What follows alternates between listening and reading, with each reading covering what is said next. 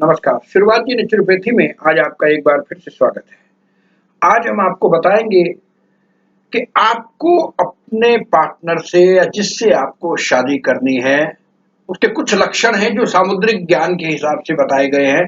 अगर आप उनको देखकर, जानकर करते हैं और वो लक्षण आपको अपने पार्टनर में दिखाई देते हैं, तो आप आँख बंद करके आप उस व्यक्ति के साथ विवाह कर सकते हैं। जी हाँ, अब आप कहेंगे कि वो क्या लक्षण हैं, वो क्या चीज़ें हैं, तो उसके बारे में हम आपको बताते हैं डिटेल्स कि किस तरीके से आप अपने पार्टनर के साथ जीवन साथी जो आप चुन रहे हैं, वो जीवन साथी आपका कैसा होना चाहिए, उसके अंदर ऐसे कौन से गुण होने चाहिए जिससे कि आप उस पर भरोसा कर सकें, आप उसको कह सकें कि हाँ, ये जीवन साथी अगर मेरा होगा या बेहतरीन होगा तो उसके लिए सबसे बड़ी बेहतर चीज़ें हैं कि आपको कुछ चीज़ों का ध्यान रखना होगा। वो एक चीज़ सबसे पहली चीज़ ये आती है कि ऐसा व्यक्ति जो सुबह जल्दी उठने में विश्वास रखता हो, भले ही वो शारीरिक व्यायाम के लिए उठे, लेकिन वो उठता है सुबह, तो ये मान के चलिए कि वो व्यक्ति आपके जीवन के लिए, आपके लिए बहुत ही बेहतर है। आपको उससे आँख मीच के उससे शादी कर लेनी चाहिए। वो आपके लिए हमेशा फ़ायदेमंद रहेगा, क्योंकि वो सोचेगा ही नहीं, वो मेहनतकश आदमी है, मेहनत से जी नहीं चुराता है, काम करता है, हिम्मत करता है। ऐसे आदमी को आप तुरंत अपना जीवन साथी बना सकते हैं।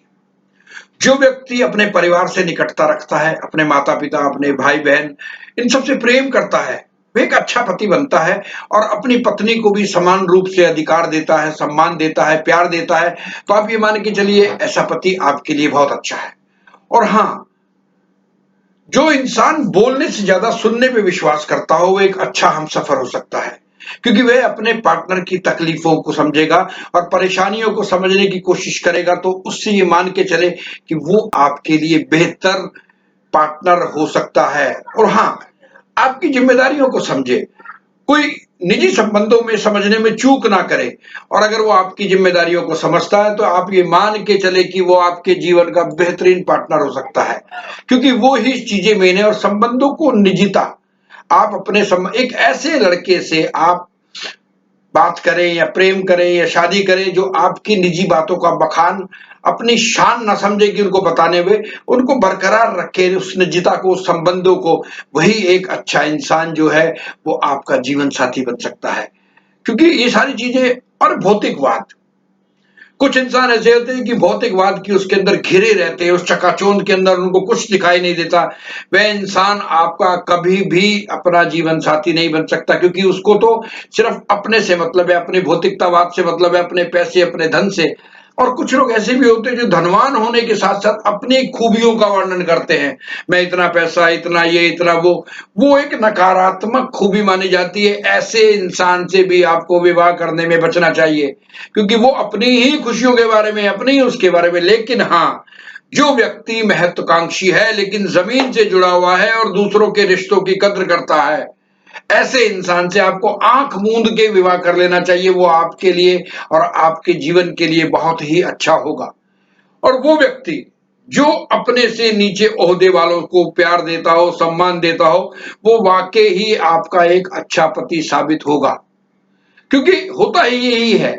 और अगर उस व्यक्ति से तो कभी भी विवाह मत कीजिए जो कायर है, वह आपके लिए कभी भी खतरा बन सकता है। ऐसे व्यक्ति से विवाह करना आपके लिए नुकसानदायक है। दूसरा, आजीविका के लिए गंभीर रहे, कमाने के लिए गंभीर रहे और किसी पर निर्भर ना रहे। ऐसे विवाह से, ऐसे इंसान से विवाह करना मैं समझता हूं कि बहुत ही बेहतर होगा।